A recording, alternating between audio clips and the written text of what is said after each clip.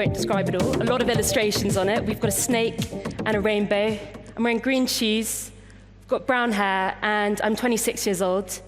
I'm the founder of Rock Badger, which is a creative consultancy transforming data into art and live visuals. Our product, Visualize Your Sustainability, takes the data from organizations' green initiatives and brings them to life. And our product, Visualize Your Sound, creates live visuals which deepen our connection with music. I'm also developing a course on art and AI at Northeastern University. I'm going to pass you over to Steve to describe and introduce himself. Thanks, Calypso. So Steve Davis, I run the Advertising Producers Association, the trade body for commercials production companies. 400 companies I'm very proud to represent because they're brilliant, innovative, out in the marketplace, and many using AI already. So it's up to us to be on top of that. I'm wearing a pink sweatshirt, green trousers, and I'm older than Calypso. Go on. Hi everyone, my name's Tom Ellis. So I'm wearing grey trainers, grey trousers, and a pink shirt, beard and glasses. So I head up Yahoo Creative for Europe. We're Yahoo's internal creative agency that allows all our advertisers to come into Yahoo and activate all their campaigns. I'm going to pass it over to Kat. Hi, I'm Hahn. I have a grey bob, and I wear black, always. And I'm a creative director, and I work for Meta. I'm in the internal agency, so I do ads for Instagram, Facebook, and so on. And I hand on to Boris. So hey everyone, great to be here. I'm Boris. I'm 42 years old, and I'm the co-CEO for Dentsu Creative in Amsterdam. Sorry, as well as the head of product for Dentsu Creative across EMEA. I wear mainly black and a jacket that we just agreed upon we call clay.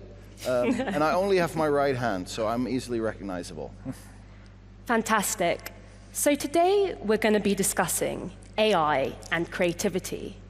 AI is empowering better, faster, and more accessible creative outputs. And used thoughtfully in the ways in which you'll hear our panel are using AI, it is enabling more experimental, more purposeful, and better performing creativity, which really forms the first part of our discussion, how AI can make better creativity. But the other part of our discussion today is how can creativity make a better and more ethical AI? And we're really going to be unpacking what practical skills you and your organization need to create the most impactful and purposeful future with AI and creativity. And what I'd really love our discussion today to do is to prove Elon Musk wrong. Because 3 weeks ago at Cannes, Elon Musk said that there'd be no need for humans and creativity in a few years' time, because AI would be able to produce original music and original art. Well, what I want our panelists to show is that there is more need than ever for humans and human emotion and experience to work with AI to create the most responsible and exciting and innovative future. So, I want to start our conversation by looking at the creative opportunity. So Boris, what do you think the biggest creative opportunity of AI is? And how are Dentsu experimenting with AI in this way? Well, I'm happy to have the opportunity to talk about that for a little bit, because when we talk about AI and creativity, most people, and we will also talk about that in a sec, talk about using AI for what I call creative output, right? Making images, films, music, text, etc. And I think that's also what someone like Elon is referring to. What we believe is also a creative opportunity is say, okay, how can we be creative with the possibilities that AI gives us to create experiences or tools or products that provide meaning in people's lives by making it fun or helping people with certain tasks. So as an example, as Dentsu, we have created an online shopping platform called Inflation Cookbook that uses AI to basically predict dips in food prices and helps people build their weekly food menus and get it delivered to their home, fighting the rising prices of the rising costs of living. Or as another example, our creative R&D lab in Tokyo is experimenting with haptic technology, using sensors to even get the most minuscule muscle movements in a body and then amplify them to enable, for example, disabled people to play video games just like everyone else. So for us, it's really about using AI not only in our own internal creative processes, but really seeing it as a Lego block, brick that we can use in building these kind of AI-empowered experiences. I mean, that is just amazing. And I'm really interested as well by how AI can create better performance. And Tom, I know at Yahoo you're doing a lot with AI as a creative tool to increase engagement and ad capabilities. Could you tell us a little bit about this, please? Yeah, so again, back 3 weeks ago in Cannes, we were really excited because we launched Yahoo Creative. And we know that creative is the cornerstone of advertising. But the thing is, when you combine it with data, you get something incredibly powerful, and it really starts to deliver better performance. And the interesting bit is that when we do it with Yahoo Creative, and we bring that into the creative process, we can start to optimize all the creative that we're producing and for our consumers to see. What you end up doing is being able to deliver something where it's going to the right person, at the right time, at the exact right moment, and it really kind of starts to create that kind of brand love and awareness, and they start to really resonate with the creative that they're seeing in front of their eyes. And we definitely see that's kind of having vast improvements in a lot of our advertisers' work as well. That's just brilliant. And I'm really interested as well in this idea of how AI is enhancing production. So Steve, I'd really like you to talk us through what's happening with AI enhancing production, and particularly VFX.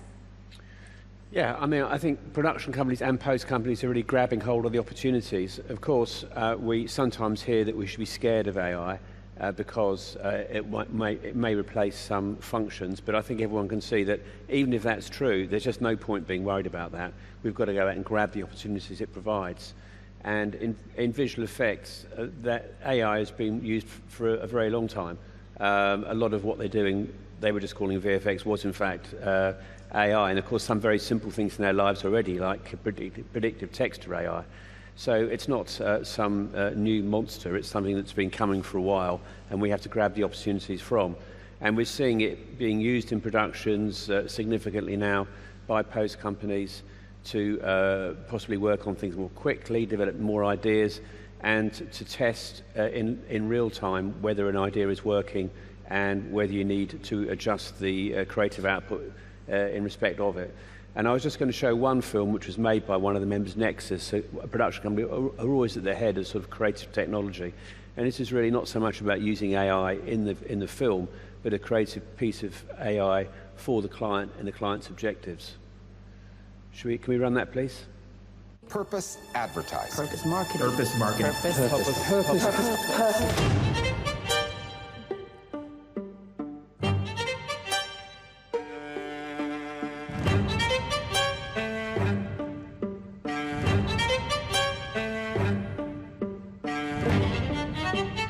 Pedigree and Nexus Studios present Adoptable.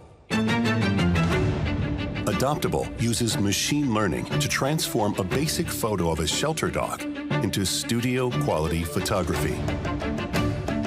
That shelter dog can then be inserted into any digital pedigree ad. Each ad directs people to a personalized landing page. Here, they can learn more about the dog they just saw. And when adopted, that dog is instantly dropped out of media rotation. Now, every pedigree campaign can feature an adoptable dog near you. Adoptable uses an AI model that is trained to understand the exact visual composition and the nuance of the specific dog. Fur length, body shape, and color identity can all be customized to match the individual dog waiting in the shelter, right down to its unique markings. And because the rig is fully augmentable, the dog can be positioned to suit any media format. But currently, 1 in 5 adopted dogs are returned to shelters. Using geographic data like proximity to parks and household sizes, Adoptable matches dogs to the locations that suit them best. we're using really bleeding edge technology that's never been done before to help us as an activist brand really move our purpose forward. Adoptable is transformational for us at Pedigree because it puts our purpose at the heart of everything that we do. Now, every dollar we spend on digital out of home will not only help to bring our products to the world, it will help bring adoptable dogs to the world too. So good.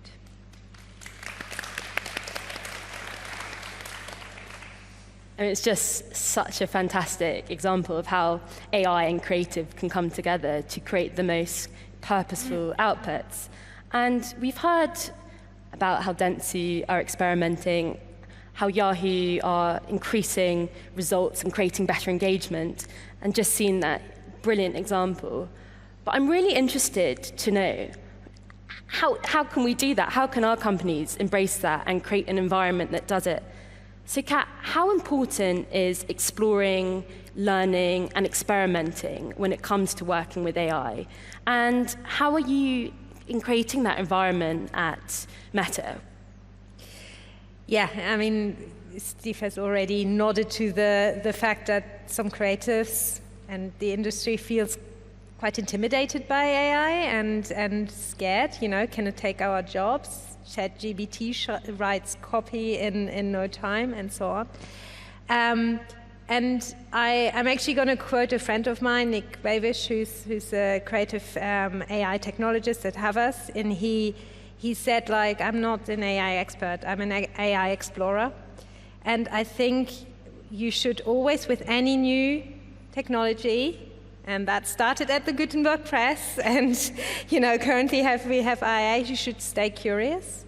And if you feel like, oh, that AI train has left the station and I'm still on the platform, you have not. It's about starting somewhere. It's about, start somewhere by reading the weekly tech newsletter from The Guardian or any other publication you like.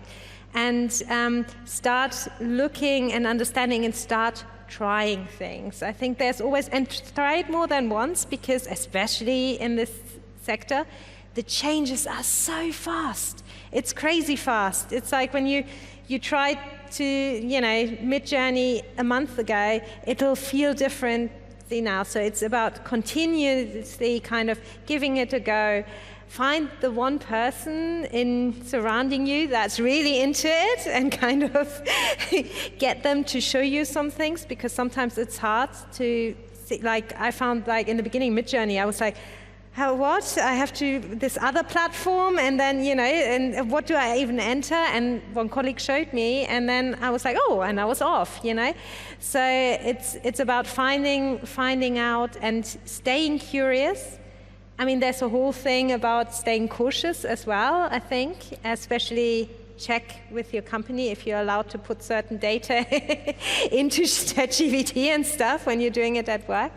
But it's also an exciting time, and I think staying curious and exploring is the most important thing. And naturally, creative people tend to be more curious, and it's actually tapping into that, and then you find, and it'll develop, and it'll be different. I'm a bit older, so I started in the industry at the beginning of digital, and it was all like, ooh, and everything was exciting, and then, the smartphones came out, and everyone was doing these crazy apps, and where you pretended to drink beer, and it didn't do anything, it was just crazy, and it almost feels like there's this opportunity there to do similarly insane and crazy things, but you just mustn't be scared of it. Yeah, I think that's so brilliant, and kind of certainly from talking to all of you, there's so much to learn and that I've learned. And this kind of moves us on to the next part of our conversation, and something which I'm really interested by is the role of us as creatives and the creative industries. We're in this unique position to shape AI, and I think the process is quite symbiotic. It's AI and creativity. So how can we work with AI and continue to make it more creative? I think it's a very kind of important part of the discussion. And Boris, I know this is something that you're very interested by, so I think, if you could expand on that. Oh yeah, and I'll just add basically to the experimentation point that Kat just made. The big difference, in my view, between AI and almost every other technology that came into the world was that all the other technologies came into the world as a sort of an end product. And you really had to be an engineer working behind the scenes if you wanted to work on the core of the product. AI came into the world basically as a set of APIs, as a foundational technology that then the whole coding community, design community, open source community could take, and everyone's building products out of what is AI. So there are so many opportunities for people to just try things and experiment that it's almost a pity that a lot of focus about AI is on the technical side of things, as if you have to be a developer or a data scientist to work with AI. Because that stuff has already been done. That's been done by Google, by Meta, and by some of the other foundational AI companies. Now it's up to the world of designers, writers, I would almost also say philosophers, to think about how can we take this foundational technology and experiment with it in things that benefit humanity in one way or the other. And it doesn't matter if you're an academically trained person, if you're a professional, if you're a 14-year-old kid in her or his bedroom, you have the APIs at your availability. A lot of that is almost at zero cost if you're just starting and trying it out. So there's nothing that holds us back from tying things together and seeing how we can use those foundational technologies to make something useful. Yeah, I think that's just fantastic. And it's so nice to have a discussion on AI where it's about creativity and its role with it. But I think there are some big problems when it comes to AI. Legal problems, ethical problems, and we can't ignore these problems. And Steve, I know you spoke here last year talking about AI and some of the big legal issues. And I want to ask you, what's changed in the last year, and what should we really still be aware of? Yeah, that was an interesting presentation. That was on the Dodgem, so this year I've been promoted, which is good. Of course, a huge amount has changed. Last year's session focused very much on the big cases going on where rights holders like Getty and the Andy Warhol Foundation were suing Stability AI and things for scraping their images. And so it was all about that, but of course it's moved on incredibly quickly. And we're looking at advising production companies in the everyday about using AI. Some important themes emerge. One of them was which is that if you use generative AI to create an image, there is basically zero chance you're infringing anyone's copyright because it's not a copy of anything. And in its most basic, to sue for breach of copyright, it has to be a copy in the sense that you showed it to your mate and they say, yeah, that's a copy of that. If you can't see that, there's no starting point for an infringement claim. So in that sense, you're free. But what's happening in contracts now is that some client and certainly agency legal departments are becoming very anxious about infringing rights in AI. And so they're putting in the contracts, you can't use any AI. And that isn't an answer either, because as I mentioned before, AI is in a lot of stuff already. It's in a lot of VFX already and things like that. So you can't really say that. I suppose you can say you mustn't use these generative AI systems, and some agency groups and things have tried to develop their own where they've got all the rights in the AI generating system. But the trouble with those, they're less good creatively. So there are a lot of issues to go through, but it is an area in which there is live case law and there is good advice out there. So it takes navigating, but there is good advice out there that can help you do that. But I don't think the answer is ever to ban the use of AI in the commercial, because that's just not a practical answer. Yeah, and Tom, I know when we spoke about AI, we were talking about image rights and what measures we can be considering and putting in place to protect image rights. So if you could kind of talk us through this, it'd be brilliant. Sure. Well, if you look at the legislation that's been worked on and talked about at the moment, both in the UK and the EU, and particularly in the EU, they are getting to a point where they'll look and say, right, okay, advertisers or anybody creating an AI should have things like watermarks in there to at least denote that AI has been used. So we can see that future where it could really, really help, and that would help with legislation. But until then, when it comes to all this AI image generation, what we really should be thinking about is actually having legal processes in place. So for instance, like I have designers, if they generate an AI image, then it has to go through to the vendor that we've been using and their legal team to just get it signed off. And that means that we have a degree of control as to what's being kind of created, and so does the AI tool, because then they know what's being output and going out there into the market.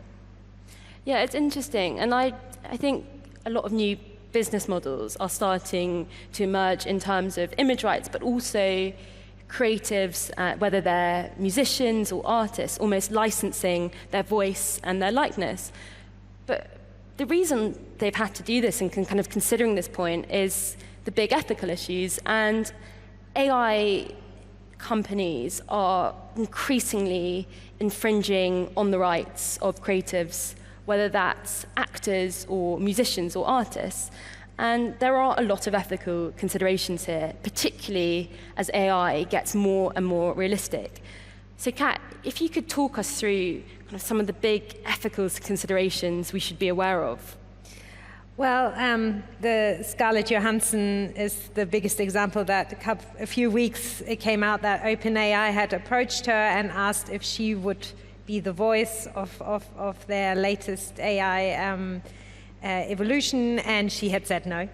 And then they came and launched it, and it turned out it sounded very much like her. So obviously that is, now she's suing them for that. That is dangerous. I think we need to kind of keep,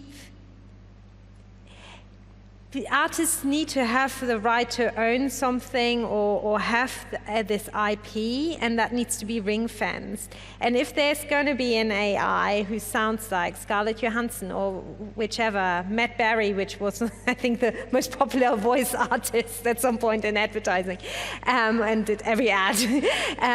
If there is an AI with their voice, then they should be earning money from that. And it's probably less than when they are actually turning up in the recording studio and do it, but they should have that IP that is theirs. And I read an article about FKA Twigs recently, who she hates doing all the PR and all the interviews and all the stuff she has to do to promote her music. She would rather be creative and do her music and her dancing and whatever. So she's like, I can't wait to have a representative. I can't wait for someone to do all the stuff I don't enjoy, so I have more time to be creative. And I think it's that kind of switch that's going to happen very soon, I think, where you can either book the real Matt Berry or you can book AI Matt Berry, and then it's going to be interesting because it's almost like, ooh, did you get the real one? Oh, fantastic! You know, it's going to be another kind of sign of quality so quite opposing to what Elon, whatever his name is, said. You know, I think there's going to be like the handmade thing, the real thing, the human thing is probably going to be more precious and rarer than the AI-produced thing. They'll still, you know, do the same thing, but there'll be another value attached to it. And I think that's what's going to be really, really interesting when we're in this in-between stage still. And I think within the next few months or year, that's going to change. And many processes in the industries will change. But the human essence of it, you know, can you afford to do an advertising campaign that still has real humans working on it versus, you know, but some advertisers might just choose to do the non-human version because that's within their budget. So it's going to be an interesting time, and I think there'll still be, people still make pottery out of clay, you know, they don't just do like by hand and people buy it, while we have the industry that churns out the IKEA mugs by the 100,000. So I think there's room for both. It's really interesting because we're talking about voices and sound. And Steve, I'd be interested to hear kind of the legal side. Can you copyright against voice, or is it just imagery? Is there a way to protect sound, or is that quite murky waters? No, it is fairly protected for a celebrity, because if you make someone that sounds like somebody, there was a case involving a motor racing driver called Eddie Irvine on TalkSport about 20 years ago, where he stopped them using a voiceover. In the US, it's even stronger. And I think there's a big ethical issue as well as a legal issue. And I'm not suggesting that all brands care about ethics, but they care about the perception of them. So if they're perceived as just stealing people's IP or brand or whatever, that's not good for them. We've seen things. There was a track that came out last year of Drake and The Weeknd that sounded exactly like them as far as I could tell. And it was taken down straight away. And the Scarlett Johansson backlash was as much about ethics as legal rights. And we've seen the actors in the US effectively strike to make sure their images aren't used. So I think there will be pretty strict rules around using images and sound-alikes and music and other things that will settle down fairly quickly. Yeah, and I think that's exactly what Boris, you and I were speaking about. In the next few years, this will settle down in terms of copyright and in terms of data security, which are the big risks at the moment with AI. But actually, a far bigger ethical issue and something where there really is a creative responsibility comes with data bias. And that's something I think is really important, and I think we should have a discussion about. Yeah, I think this is an important point. I'm quite passionate about this because I think people underestimate how much of an issue this is. Because look, there's human input going to an AI at two stages. One, the data that the AI is trained on, and it is the fine-tuning of the model that is, in most instances, still done by humans. And humans are inherently biased. Now, some of these biases are obvious. We want equal representation of skin color or gender, and so you can work on that. But there's a lot of other more sort of implicit biases. And it became most clear to me when I read an article, just as a metaphor, the reason why self-driving cars don't work well in snow is not because driving in snow is more difficult, but because most self-driving car software is made in Silicon Valley. So they just don't think about the snow. And this is the case with so many things in these AI models. There is going to be biases where we don't even know where they will be. So instead of going after the companies and saying your model is flawed, I think it's us all as users of the AIs that need to be more aware of these biases, and we need to learn better to work with the models to, for example, prompt against the bias. Clean prompting, for everyone who wants to learn more about it, is now a school of thought that says you need to actively educate yourself how you can sort of prompt against the bias. Even in terms of copyright, right? Adding in the style of XXX to a Midjourney prompt, that's your choice. You don't have to do that. So I think it's also very much up to the integrity of the user to say, knowing that there's flaws in these models and there will always be there almost by definition, like we need to just become better at making output that's unbiased rather than looking at the models themselves. I was just going to mention that in the US, there's some companies are using AI HR recruitment systems to do their recruitment, and some of them being sued now for being racist, because one of them, for example, identified the ability to play lacrosse as good for candidates, and lacrosse is a sport played only in posh schools in the US by, I'm sure, predominantly white people.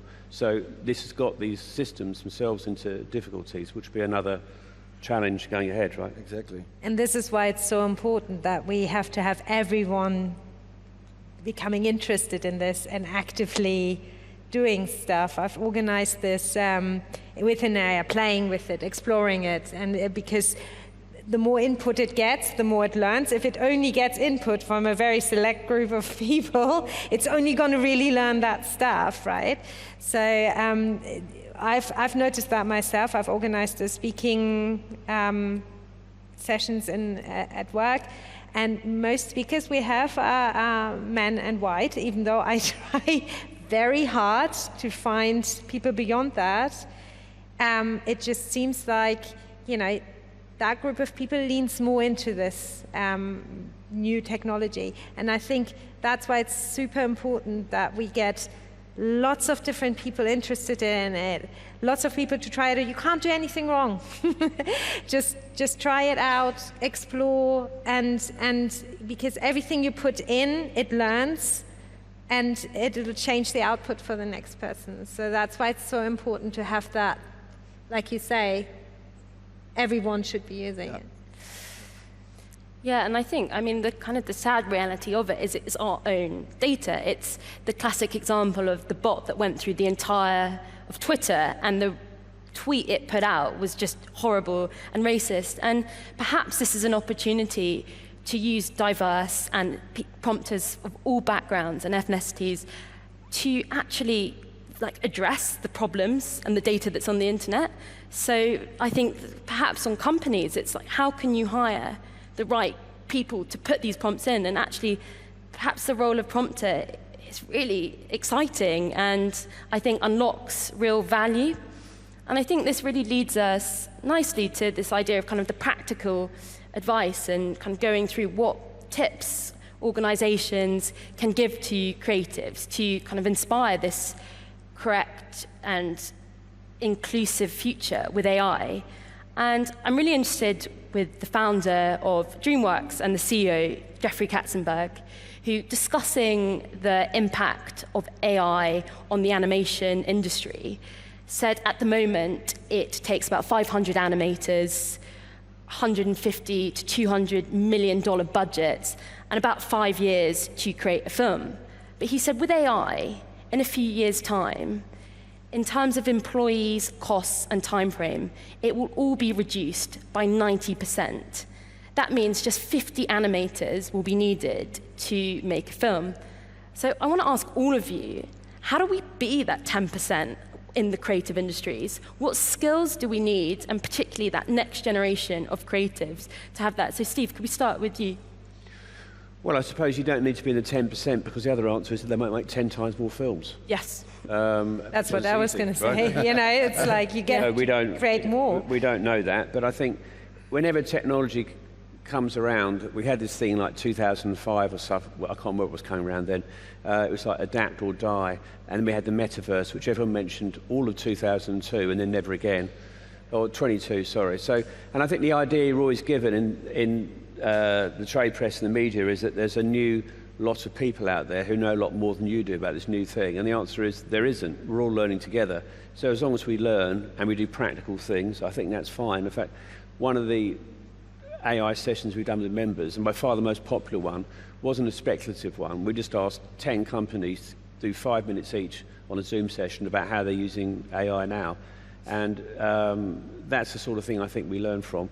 It's really just like, what can we do now? And an expert in all these new areas, an old-fashioned expert was someone who'd done a PhD and everything and knew a lot more about than everybody else. But as we get new things like AI, an expert is really someone who's had a go and has learnt from it what worked and what didn't, and can take that learning forward to the next project. And so as long as we're doing that, that's the best we can be, I think. Yeah, and Tom, how do you think we can best, as creatives, work with AI? What does that relationship look like? So definitely you need to embrace AI. But the thing is AI is amazing, it does amazing things, but it's just not there yet. It still kind of needs decent prompting, it needs that expertise. And yes, you can generate a great image, but it might actually be rubbish and perform that well. So you need to have design expertise, engineers who use kind of Copilot around GitHub need to be able to kind of use AI and know the algorithms and know the data sources as well. So you really, you can embrace it, but you can't really ignore that core skill set that you need to have, whether it's a design or engineer or another kind of job role, to kind of complement it. And it's complementing it which is key. Yeah, and Kat, could you add to that and kind of what creatives might need to work with AI? Yeah, I think I've spoken to a lot of people who use it as a brainstorming tool as well, because you do get some really random stuff out when you put things in, like not necessarily what you wanted to get at, but it's seeing it as a play back and forth, and like exploring. saying it again, becoming an explorer, because experts are out, with AI, it changes so quickly that the person who was the expert last week is not going to be the expert today. So you have to constantly kind of keep on doing it, exploring and trying things out. And it's exciting. It's an exciting time. We'll be looking back on this and go like, oh, that was that moment where everything was the Wild West still in that kind of areas. So, yeah. Yeah, and Boris, how would you add to that philosophy, to go back to proving Elon Musk wrong, that we need that human emotion and humor and everything to work with the machine? And how do you encourage that philosophy within Dentsu? Well, I think in general, AI is an enormous equalizer for creativity in a good sense, because creativity is two things, right? It's having an idea and then having the craft to bring that to life. Now, AI lowers the barrier for craft, right? There's so many people probably in the world that have amazing ideas, but are not trained in the skills or don't have the budget to hire people trained in the skills to bring those ideas to life. And I think even for creatives working in agencies, so many ideas die because there's not a budget, or because already in the first process of ideation, someone just thinks, I wouldn't know how to bring this to life. And then now you can just start experimenting. So I believe all that AI will do is make sure that a larger percentage of those ideas that live in people's minds across the globe will finally see the light of day.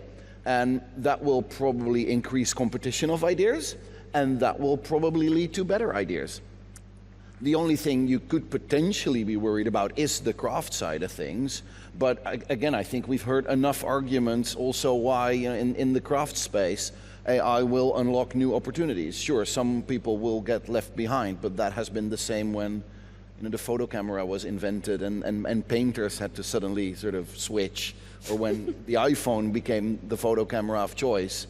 We've seen those movements before, but I think the big shift is that there will be this tsunami of ideas that were previously locked in people's minds and now have the opportunity to get out there. Yeah, and I think that's incredibly exciting. But also I think this shift with AI is making the creative industries actually more accessible because of the reasons you've mentioned. But also, Steve, in terms of kind of production companies, I mean, what kind of practical skills can they be using to, like starting blocks, to embrace AI? And where's a good place to begin?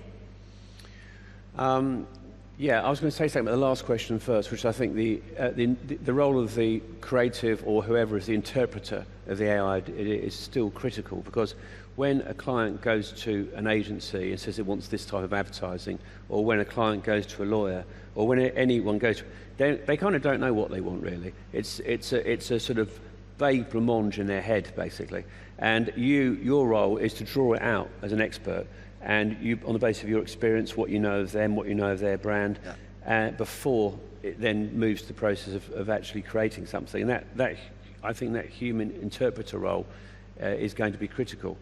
In terms of what you can make at the moment for in commercials, they're using it to write treatments, they're using it to make some lower level creative stuff.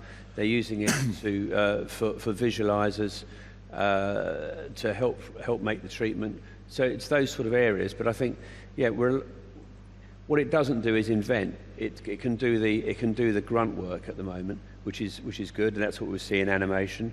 But we're a long way off seeing it doing anything that's genuinely creative on its own, I think.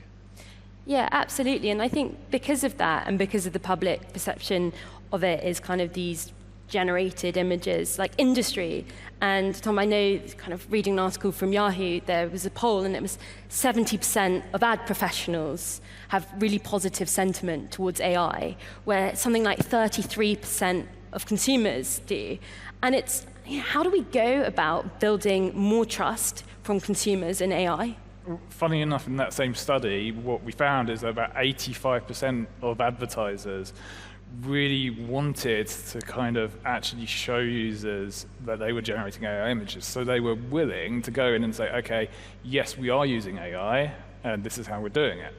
And that is needed to build that trust, because if you're not kind of being honest with them and saying, I'm using AI, you're going to kind of destroy that trust. And then back to the original kind of conversations that we've been having as well, advertisers then also need to make sure that you're using AI ethically. Yeah, absolutely. And yeah, Kat, can you add to that of how we can kind of build up consumers and public trust within AI? What's the responsibility of organizations to do that?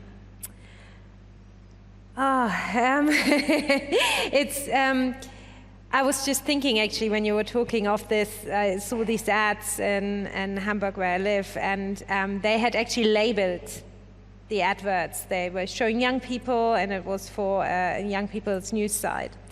And I was like, oh, she looks cool. And then I saw it's like image produced by Midjourney. And I think labeling is one really important thing, because what you don't want is consumers feeling like, oh, you've just tricked me into believing this is real, and now it's not. I think my first reaction was like, oh, it's great that they label it. And the second reaction was like, I'm really sad that that person doesn't really exist. And I think it's about selecting when to do it and when it's appropriate, and also bringing consumers along with you on the journey. If it's an example like this, where you show like the pedigree one we just saw, and you don't feel tricked, that dog really exists, and it's fine that you didn't put each one of them in a studio to shoot them, and that would have been impossible, and it's super, and no one will mind AI being used here. Well, if it's something where you feel like you build it, you have trusted that this person or this dog or whatever is real, and it sold you something on that premise, and then you find out it's AI, I think that's when consumers' trust can be broken. And I think that's like the openness of it and the clarity of it and finding the right moments is really important. Yeah, absolutely. And it goes back to the creative responsibility, what we have to do. And before we open up questions to you, the audience, we've got time for one more question for our panel. So I'd love each of you to give one bit of advice to the audience when it comes to working with AI. So Steve, could we start with you? I'm not sure I'm really any more qualified than the audience to do that, really. But I suppose what I would say is, give it a go. It's exciting. It's an exciting time to be in the industry. It's full of possibilities, and however project goes, you're going to learn from it and have more valuable expertise to share with your client next time. Just embrace it and use it as a companion in your kind of everyday life. So again, from design point, if you're a designer, build up that skill set and use AI as that companion, or even an engineer and so forth. I was going to say the same, but I'm going to say something else now. Take your parents and show them AI, and explain to them that there'll be also bad people out there using it in no good means, and that not everything they might see online is real. I think that's also quite important. I sat down with my mom and I showed her Sora and said, like, it's incredible, it's amazing. Also, don't believe everything you see from now on, So I think that's also like, sit down with your parents and bring them along. I think because we are really swithed on with stuff like that, but. Do you think you need to do that? I mean, they've all seen Jurassic Park. They know that's not real. Yeah, I think you do, or your grandparents. I don't know. The older generation who might not be exposed as we are in our industries and our daily life. So. Yeah, I was about to say the exact opposite. I was going to say talk to the kids, because the problem with this. You can do both. You can do both, because the problem with a technology like this is that it's only a problem for people that need to unlearn old behavior.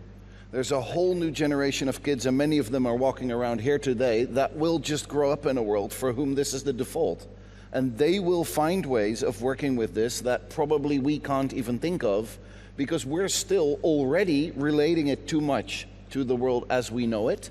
So I'm just super curious to see what the next generation of creatives will bring. And I would encourage every agency leader or manager at a company to talk to the kids, and ask them how they are using it.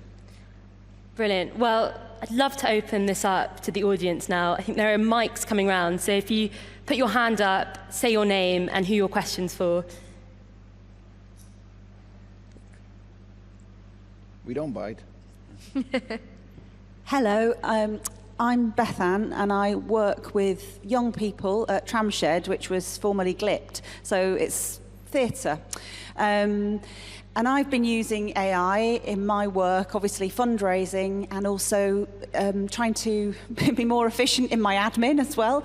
But what my question is I find that when I use AI to create minutes or anything like that, it makes it completely anodyne. Everything looks exactly the same. So I was just really interested to hear your thoughts on how we can keep the specificity but use the technology. It's quite low level. Yeah, so I'm so happy that you say this, because this is public proof for the fact that it is hard still. It is as hard to make something original with AI as it is to make something original with an analog camera or a pen and a piece of paper, because it is just really hard to make original things. So I would say it's the same with AI as with every creative act. It's a matter of practicing and learning the craft and getting better and better at translating whatever is in your mind to some output that is, well, acceptable, and then it becomes original, and then at one point it becomes great. And it's hard. It's almost like you still need the analog references to, I mean, if you try Midjourney and then you put, you know, like photography terms, like you put a camera name in there, like Hasselblad, you get a very different visual result. But I guess you have to have that knowledge still. Yeah. That will make the difference. And it's funny because you just said, like, you know, maybe ask the kids and they will use it very differently, and they are not weighed down by the knowledge we have. So I think the mix is probably the thing where it's at the moment. I mean, some of the jobs that young people on this fair will have don't even exist at the moment, right? So I think there is like still the need for knowledge to be able to do things well, but things can be done faster. And, you know, to your point, like you need 50 animators, but as Steve said, you know, cool, then we don't do 500 animators for one film, but we can have 50 animators doing 10 films. And the thing is more like the ideas will probably be there for 10 films. So if it becomes a cost-cutting exercise, like there's no budget anymore for films, then it becomes sad. But otherwise, you know, sorry, that was kind of going on a tangent with your question, actually. Apologies. Got one. Hi, I'm Sai.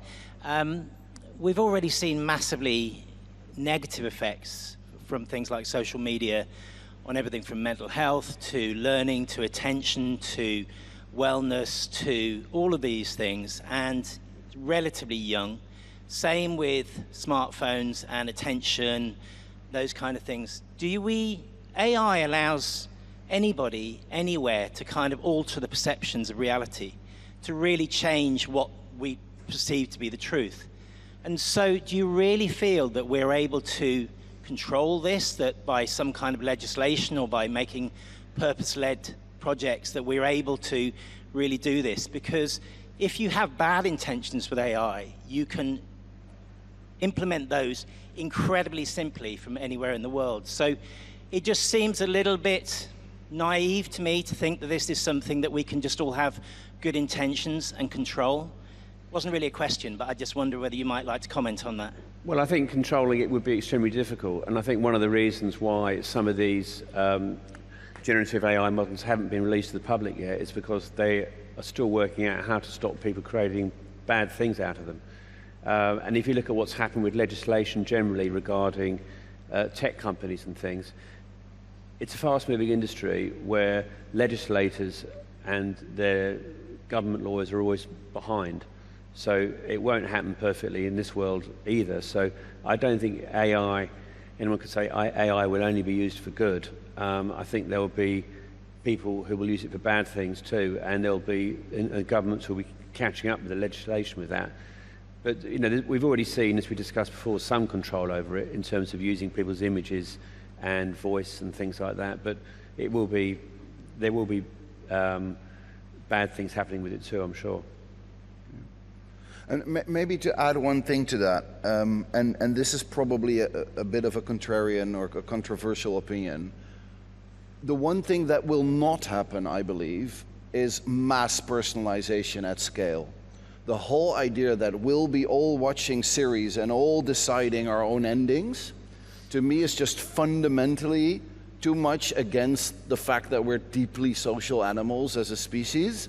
And so I think there is enough checks and balances just in human society to prevent some kind of complete collapse of truth. I mean, there are cultural waves around the world currently going on that are, pointing in that direction, but that's not specifically an AI problem. But if you look at Wikipedia, I think it's a really good example that shows that humans collectively are actually quite well able to get to a source of truth. The problem arises when a smaller group of people suddenly gets to decide that one thing is true or the other. But that's why I think we all argue for opening this up as wide as possible, because that gets us as close as possible to the Wikipedia model that proves that there is some kind of shared sense of truth deep down in us all as humans. And there will always be bad people. There will always, in any group of humans, you always have a couple of assholes. It's just a fact, right? And there will be someone using it for something bad. But the thing is... We're talking about Elon Musk at last. Sorry? Yeah. I'm going to deactivate my Amazon account. But, it's the majority of... And this is, like you said, we want to have as many good people and need to be part of building it and doing it and spotting the gaps. And I was just talking to a meta engineer the other week, and they're looking at how can we actually train AI to be, if you train something on the internet, it'll be biased. But can you as a human then train it to be less biased? By saying, okay, when someone just puts in, give me an image of a nurse, don't just show a white woman, and then you can train it to show a wider kind of range, and at 60% of the time show this, 40% of the, or whatever, split it evenly, have a randomizer in there. So I think the more people who think like that, who go into engineering, who go into using these tools that are trained on us, the better it'll get. And yes, there are lots of dangers around any new technology. Coming back to the Gutenberg press, they were going like, oh my God, the world is going to go under if everyone can just read the words, and you can print whatever you like, and suddenly, what if people print a lie? And people do print lies. That's the problem. But also other people say like, that's a lie, So I think we can.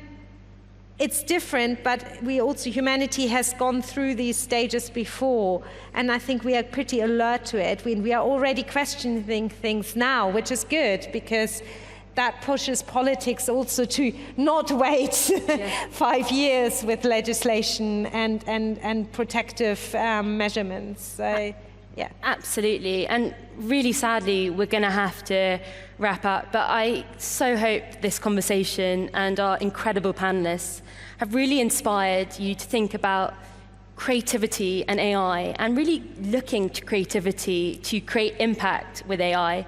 So can you all join me and give a massive round of applause to the panel? Thank you. Thank you.